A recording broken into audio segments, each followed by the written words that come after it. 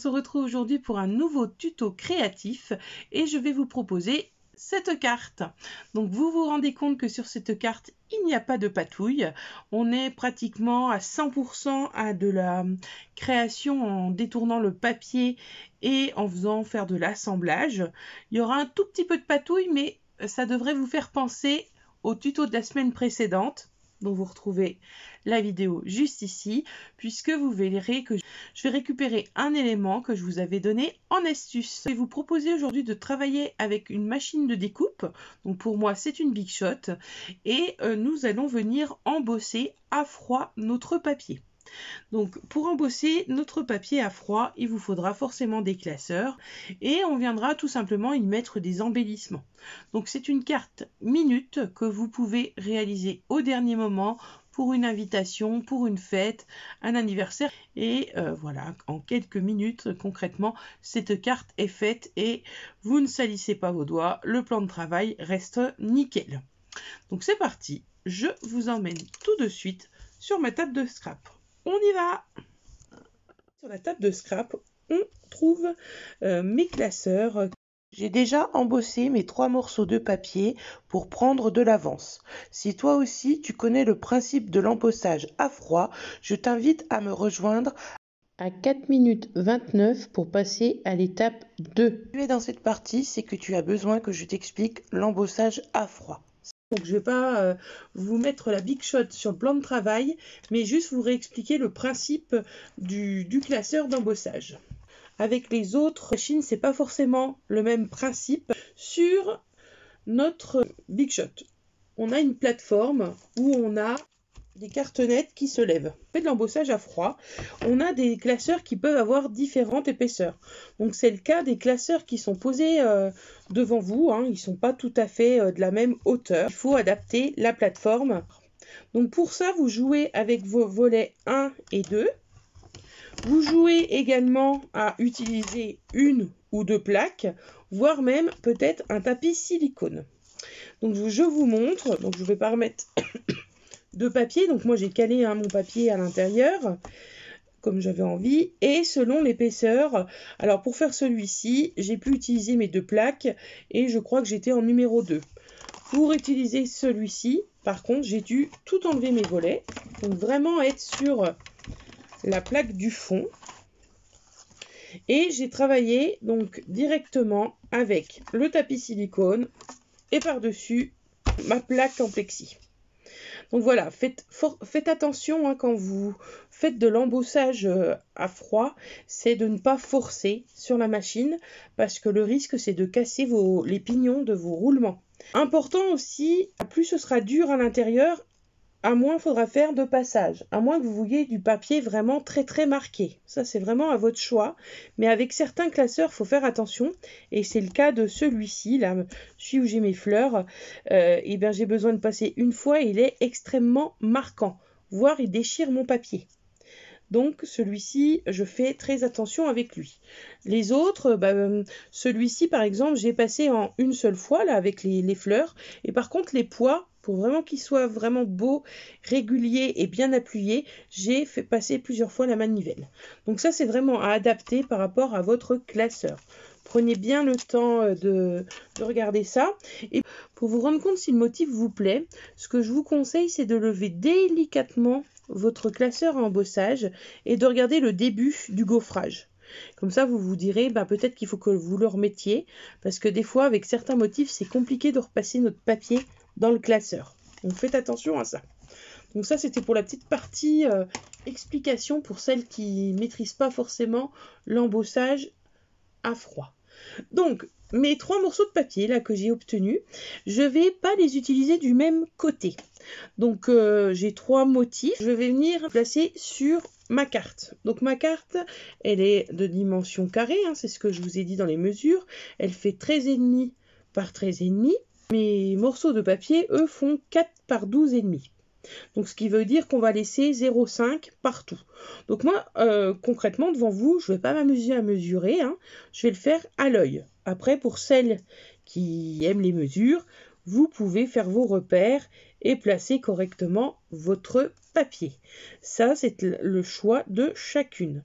Donc moi, en fait, ce que je fais, c'est que je vais venir placer mes papiers extérieurs pour pouvoir aligner mon papier intérieur. Je joue également sur les côtés du papier. Donc je fais ressortir mes poids et pour ceux du dessous, je vais utiliser l'embossage intérieur. Mais là, concrètement, les poids ressortent et les dessins là sont enfoncés. Donc ça permet de créer de l'illusion au niveau de notre impression. Pour celles qui n'auraient pas de classeur d'embossage, voilà, pour remplacer, clairement, vous prenez des feuilles de papier décorées et vous venez de faire 3 bandes dans votre papier et vous pourrez obtenir l'effet de ma carte. Il ne sera pas le même puisqu'il n'y aura pas d'embossage, mais en tout cas, la disposition, vous pourrez très bien vous en servir. Donc, ce papier, comment on le colle? Les embossements intérieurs, généralement, j'utilise le double face. Et pour les extérieurs, j'utilise la colle. Une fois collé, vous obtenez ceci, vos 3 feuilles de papier qui sont alignées et espacées de la même façon. Maintenant, on va venir s'occuper de la déco. Donc pour la déco, je vais vous demander de prendre un morceau de papier blanc, donc assez épais puisqu'on va le mettre en relief sur de la mousse 3D et vous allez venir y tamponner le sentiment de votre choix. J'ai choisi un joyeux anniversaire, que cette journée te soit douce. Et comme vous voyez, je l'ai déjà préparé, donc je l'ai tamponné en encre Versafine noire et je suis venue chercher une couleur qui ressemblait le plus possible à mon fond de carte jaune et du coup je me suis servi d'une Distress Oxide pour faire la petite technique de matage autour de mon sentiment.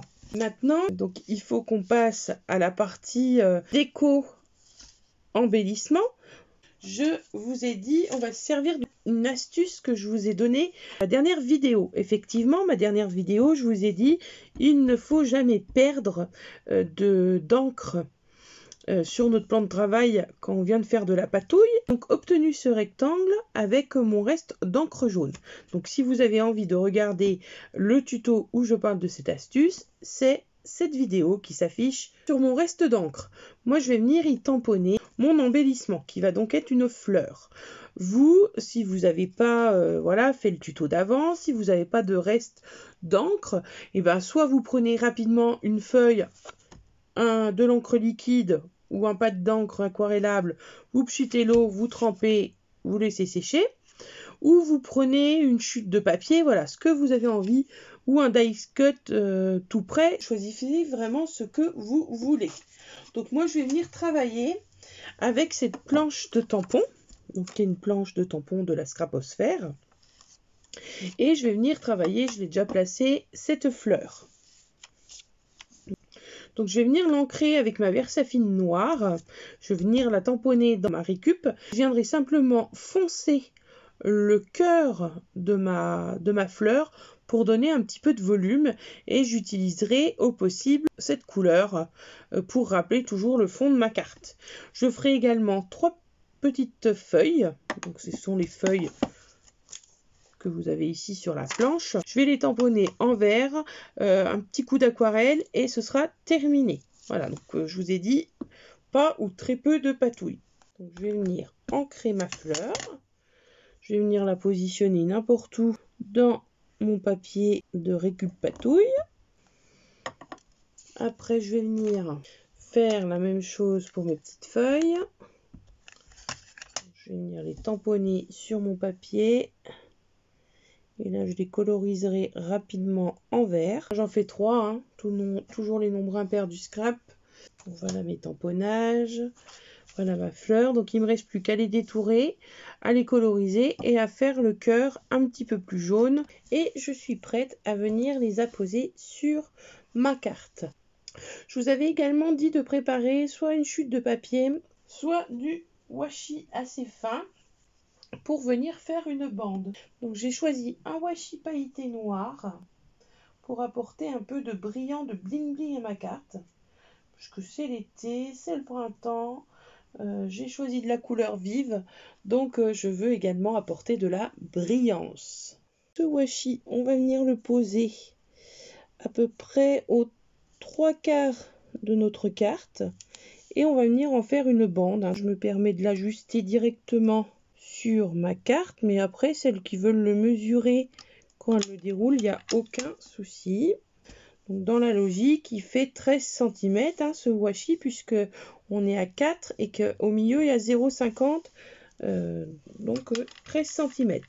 Donc si c'est une bande de papier, même chose. Je vais venir mettre mon sentiment à cheval sur ce washi et également sur mes papiers décorés, et je vais le décentrer. Ça veut dire que je ne vais pas venir le centrer au milieu de la carte, je vais venir le décentrer par rapport au bord droit. Et là, je vais commencer à faire de la superposition pour donner du volume.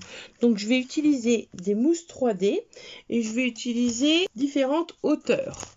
Donc, si vous n'avez pas de mousse 3D, je ne sais pas si vous connaissez l'astuce, mais vous pouvez utiliser des chutes de papier assez épaisses pour venir créer du volume. Donc ça, c'est la petite technique, la petite astuce du tuto. Donc là, je vais mettre en épaisseur mon sentiment, ma fleur et peut-être une ou deux feuilles. Pour positionner mon joyeux anniversaire, je vais venir prendre de la mousse moyenne.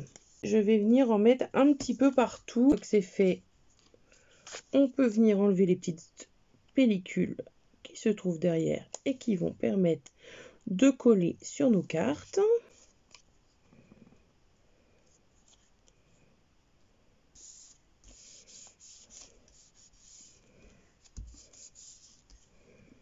Donc ma fleur, je vais venir mettre de la mousse 3D la plus épaisse que j'ai. Et je vais venir en mettre sur mes 5 pétales. Plus une au centre, elle sera vraiment stable sur ma carte. Donc en fait, je viens la mettre à cheval sur le bout gauche en haut de mon sentiment. Voilà, alors après vous, suivant ce que vous aurez choisi, et ben vous verrez comment positionner. Mais ce qui est sympa, c'est de déstructurer votre carte et de venir empiéter sur la partie sentiment, sans bien sûr cacher vos écritures, vos mots. Voilà, je vais la mettre dans le coin à gauche, comme je vous ai dit. Et je vais venir y placer maintenant mes petites feuilles. Je vais venir mettre la 3D intermédiaire, comme j'ai utilisé sur la carte. Donc après, voilà, si vous prenez, je sais pas moi, un papillon, autre chose, vous n'êtes pas obligé voilà, de superposer avec votre illustration principale. Mais après, c'est à vous de choisir. Vous pouvez aussi mettre, je ne sais pas si vous faites des papillons, vous pouvez faire une envolée de papillons. Ça y est, ma carte est terminée.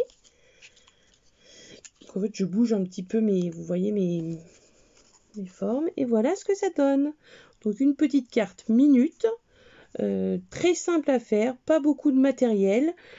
Et vous vous amusez. Ça permet de créer en toute simplicité et surtout en rapidité une carte très sympa à recevoir. Le tuto est à présent terminé. Je vous remercie de m'avoir suivi. Je vous souhaite une très belle journée, de belles créations.